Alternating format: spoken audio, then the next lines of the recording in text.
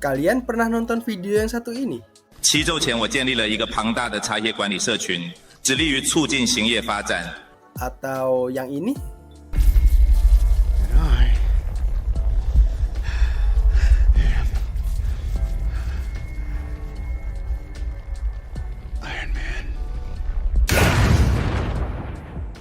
Nah, kedua video tersebut palsu ya?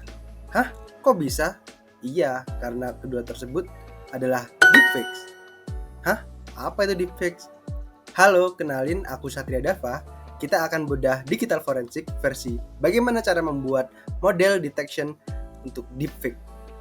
Deepfake sendiri adalah salah satu pengolahan citra yang memanfaatkan artificial intelligence atau kecerdasan buatan untuk memanipulasi media seperti video, foto, ataupun audio.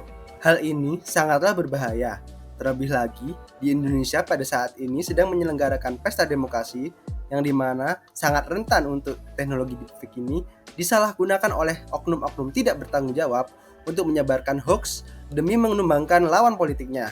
Oleh karena itu, sebagai anak muda yang melek teknologi, kita harus mampu memfiltrasi informasi-informasi yang bersifat hoax dan juga informasi valid yang beredar di masyarakat.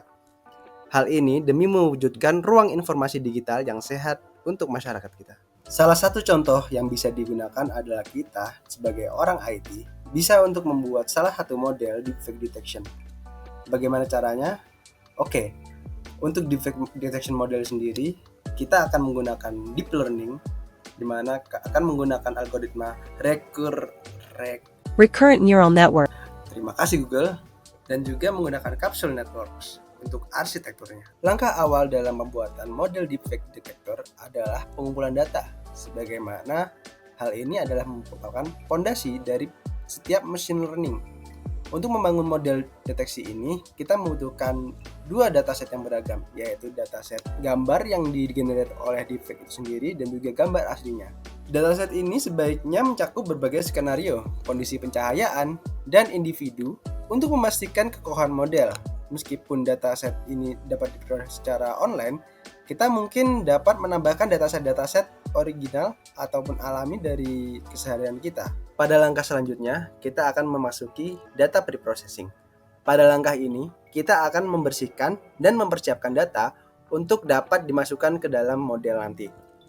Pada tahap ini, kita akan membersihkan dataset dari data yang outliers, data yang noise, data yang hilang, dan juga menyesuaikan ukuran gambar atau video ke ukuran yang konsisten, normalisasi nilai pixel, dan augmentasi data untuk meningkatkan keberagaman. Selain itu, pemberian label itu penting untuk membedakan di mana foto yang asli dengan foto yang bersifat deepfake. Langkah selanjutnya adalah ekstraksi fitur. Model pelajaran deep learning seperti convolutional neural network atau yang bisa disebut dengan CNN dapat secara otomatis mengekstrak fitur yang relevan dari gambar atau bingkai foto. Pendekatan umum yang sering digunakan adalah memanfaatkan CNN, arsitektur CNN yang telah dilatih sebelumnya seperti VGG, ResNet, ataupun Inception. Langkah selanjutnya, kita akan memilih model yang tepat untuk proses klasifikasi kita.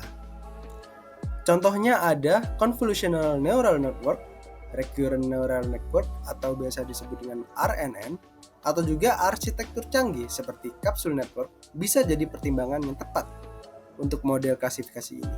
Selanjutnya, kita akan masuk kepada sesi pelatihan data.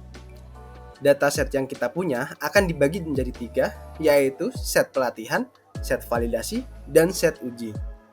Set validasi membantu menyetel hiperparameter dan memonitoring kerja model selama pelatihan. Lalu, model ini akan kita latih menggunakan backpropagation dan fungsi kerugian, misalnya binary cross entropy. Hal ini untuk meminimalkan perbedaan antara prediksi dan label yang sebenarnya.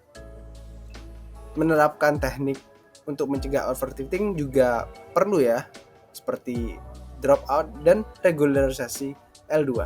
Setelah pada sesi pelatihan, kita akan masuk pada sesi evaluasi. Sesi evaluasi ini kita akan mengevaluasi kinerja model menggunakan metrik seperti presisi, akurasi, recall, F1, dan Awkrok yang dilakukan pada dataset uji.